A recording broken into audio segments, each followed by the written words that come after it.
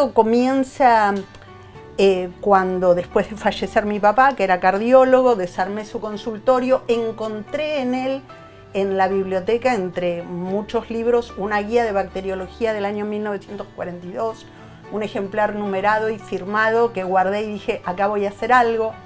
Un tiempo después yo hice un viaje a los Himalayas y ahí tuve un episodio que está relatado de hecho en el libro, donde después de muchos días de no tomar café, me tomé un café fuertísimo a las 5 de la tarde y no pude pegar un ojo en toda la noche. Tuve un insomnio creativo y en ese insomnio creativo empecé a ver estas flores sobre las páginas de esta guía de bacteriología.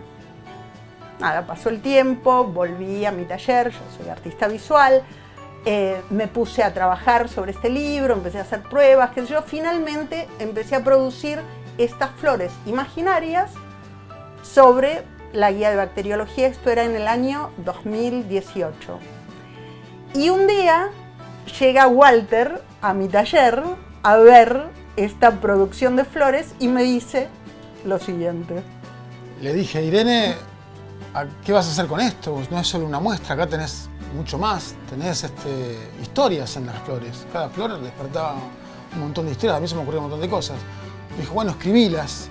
Así fue como empezaron a surgir múltiples historias de diferentes partes del mundo, con diferentes propiedades para cada una de esas flores que creó y que iba creando, porque seguía creciendo el corpus, ¿no? La doctora Brenda Twiler es una botánica que nace después de una serie de reuniones que tuvimos con Irene en Tucumán en el año 2009, trabajando sobre una leyenda que estaba ilustrando y que yo había hecho una versión. Irene estaba ilustrándola y nos parecía como que tenía algo más, encerraba algo más.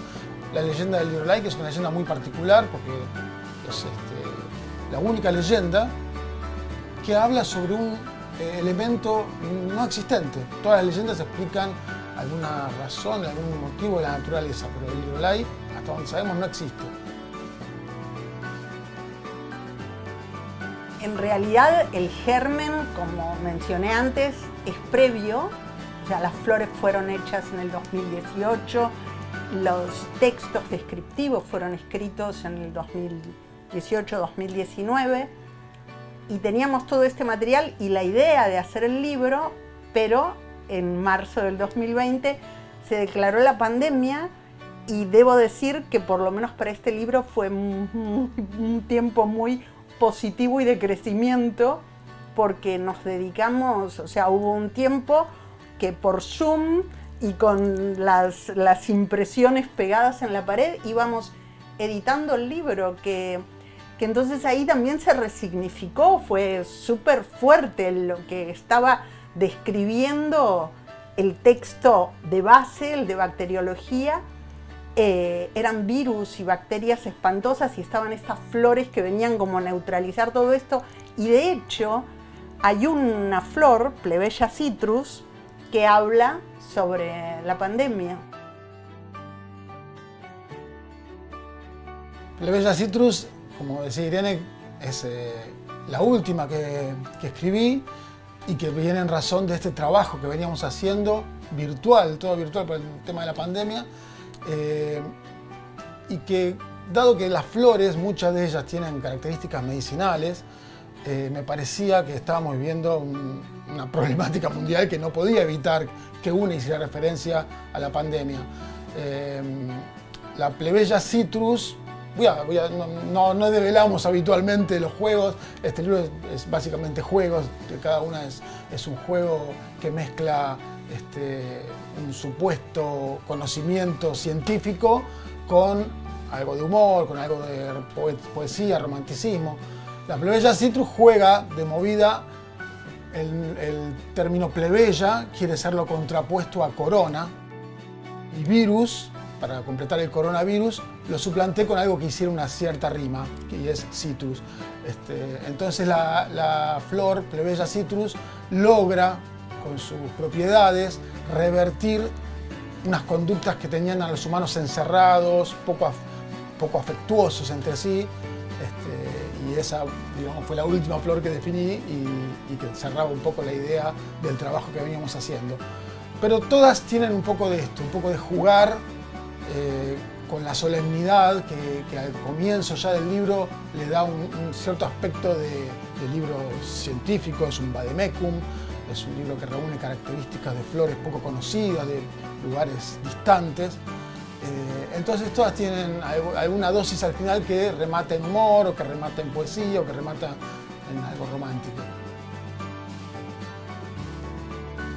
Bueno, a mí me divierte una que se llama Jocoxia. Esa flor también posee un glucósido. Como es una flor muy atractiva, todos los depredadores o insectos suelen acercarse para atacarla, y ella tiene un glucósido que dispara cuando se le acerca a un posible depredador.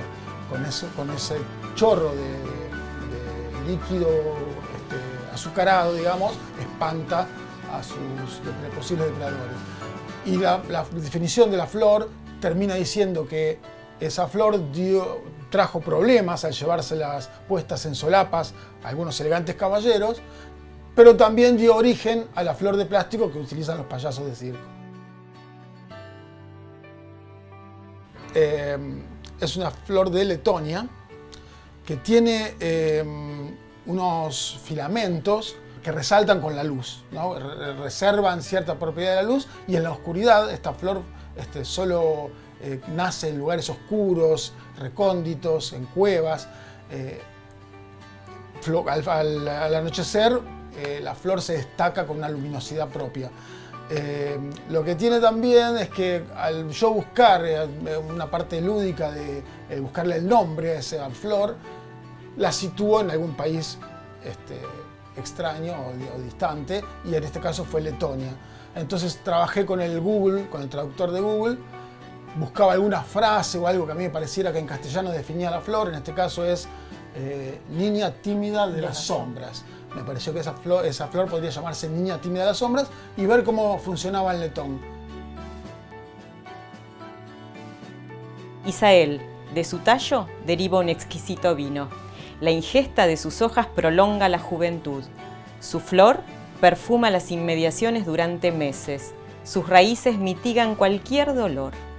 Cortar una de estas plantas extermina la totalidad de su especie. Otra que sí me gustaría mencionar, sobre todo porque antes hablamos del nacimiento de Brenda Twyler, es el lirolai, que nosotros pusimos en este libro, La flor del lirolai, casi como un guiño de esta dupla autoral de la doctora Brenda Twyler e Irene Singer, donde lo que hacemos es contar, y de hecho la imagen que acompaña, o sea, porque este libro está construido como por capas, ¿no? O sea, por un lado están las páginas de la guía de bacteriología y los collages en color hechos, las flores que componen esos collages que están sobre la guía de bacteriología. Luego vinieron los textos, que son las descripciones de esas flores, y luego vinieron un montón de dibujitos, de viñetitas en blanco y negro, que son la otra parte de la doble página, y que interactúan con ese texto, con esa descripción. Entonces, ahí, por ejemplo, en el texto no menciona la propiedad básica de la flor del lirolai, que tiene que ver con curar los ojos del rey que se había quedado ciego. Que esto es algo que no van a poder saber hasta que no esté publicado el libro La leyenda del lirolai. Pero entonces sí pusimos en los dibujos de este libro un montón de ojos que tenían que ver con esas propiedades del lirolai.